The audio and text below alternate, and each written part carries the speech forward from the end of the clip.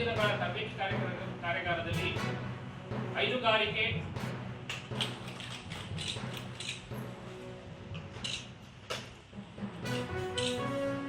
ಆ ನಿಟ್ಟಿನಲ್ಲಿ ಎಲ್ಲ ರೈತ ಬಾಂಧವರು ಬರಲಿ ಅನ್ನೋ ಉದ್ದೇಶಕ್ಕೆ ನಾವೊಂದು ಅರ್ಧ ಗಂಟೆ ಲೇಟ್ ಆಗಿ ಅದೇ ನೀವು HF ಫಸಲಲ್ಲಿ ಆ ಥರ ಕಾಣಿಸ್ತಾರೆ.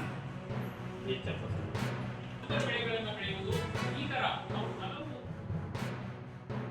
ಅಗಾಧವಾಗಿ ಬೆಳೆದಿದೆ ನೋಡಿ. ಡೈರಿ ಕ್ಷೇತ್ರ ಆಗಿತ್ತು, ಹೈನುಗಾರಿಕೆ ಅನ್ನೋದು ಇವತ್ತು ನಮ್ಮ GDP ಅಂತ ಏನು ಕರಿತೀವಲ್ಲ, ನಮ್ಮ ರಾಷ್ಟ್ರದ GDP ಸುಮಾರು 4% ಹೈನುಗಾರಿಕೆ ಅಂದರೆ ಡೈರಿಂಗ್ ಕಾಂಟ್ರಿಬ್ಯೂಟ್ ಮಾಡ್ತಾ ಇದೆ. ಅಷ್ಟು ಅಗಾಧವಾಗಿ ಅಂತ ಒಂದು ಕ್ಷೇತ್ರ ಇದೆ.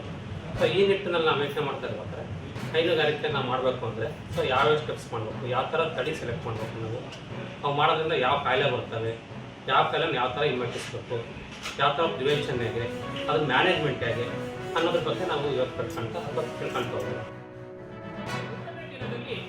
2 ದಿನ ನಾವು ಇಲ್ಲಿ ಏನು ನಿಮಗೆ ತಾಂತ್ರಿಕ ಮಾಹಿತಿಯನ್ನು ನೀಡ್ತೀವಿ. 3ನೇ ದಿನದಲ್ಲಿ ಹಲವು ಆಲ್ರೆಡಿ ಯಶಸ್ವಿಯಾಗಿ ನಮ್ಮ ರೈತ ಬಾಂಧವರು, ಹೈನುಗಾರಿಕೆಯಲ್ಲಿ ಯಶಸ್ವಿಯಾದ ರೈತ ಬಾಂಧವರು ಹಾಗೂ ಕುರಿ ಮತ್ತು ಮೇಕೆ ಸಾಕಾಣಿಕೆಯಲ್ಲಿ ಯಶಸ್ವಿಯಾದ ರೈತ ಬಾಂಧವರ ತಾಕುಗಳಿಗೆ ತಮ್ಮನ್ನ ಕರೆದುಕೊಂಡು ಹೋಗ್ಬಿಟ್ಟು ಒಂದು ಪ್ರಾತ್ಯಕ್ಷಿಕೆ ಅಂದರೆ ಪ್ರಾಕ್ಟಿಕಲ್ ಆ ರೈತರ ಅನುಭವವನ್ನು ತಮಗೆ ತಿಳಿಸಲು ಇಚ್ಛಿಸ್ತಾರೆ.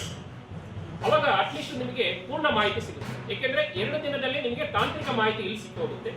ಇನ್ನು 3ನೇ ದಿನದಲ್ಲಿ ನಾವು ನಿಮಗೆ ಅವರ ಏನು ತಾಕಿಗೆ ಕ್ಷೇತ್ರ ಭೇಟಿಯನ್ನು ಮಾಡಿಬಿಟ್ಟು ಯಾವ ರೀತಿ ನಾವು ಹೈನುಗಾರಿಕೆ ಅಥವಾ ಕುರಿ ಮತ್ತು ಮೇಕೆ ಸಾಕಾಣಿಕೆಯನ್ನು ಮಾಡಬಹುದು ಅದ್ರ ಬಗ್ಗೆ ತಮಗೆ ಪೂರ್ಣ ಮಾಹಿತಿಯನ್ನು ನೀಡೋಣ.